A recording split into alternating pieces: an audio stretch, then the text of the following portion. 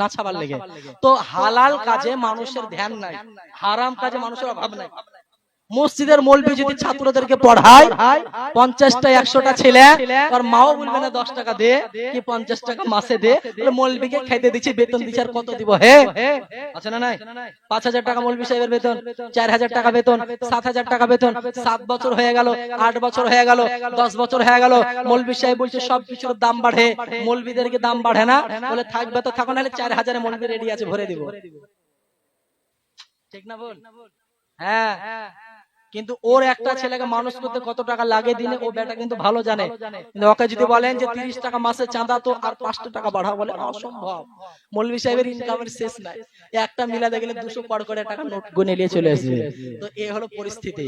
তো ধর্মের ইমাম যে হবে, মাযহাবের ইমাম যে হবে, কওমের ইমাম যে হবে, আপনার মসজিদের যে ইমাম হবে, ধর্মের যে নেতা হবে, তাকে গরিব করে রাখলে কওম চলবে? ইমামকে গরিব করে রাখলে আপনার পরিবার চলবে? আপনার সন্তানকে ওই শিক্ষা ইমাম সাহেব দেয়, যেই শিক্ষা কোরআনে করে, যেই শিক্ষা দুনিয়াতে কোরআনের মাধ্যমে, হাদিসের মাধ্যমে, শরীয়তের দলিলে হয়।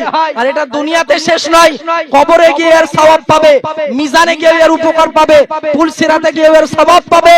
ব্রাদারনে মিল্লাতে ইসলামিয়া। তাহলে বোঝা যায় ভালো কাজে অংশ নেয় আর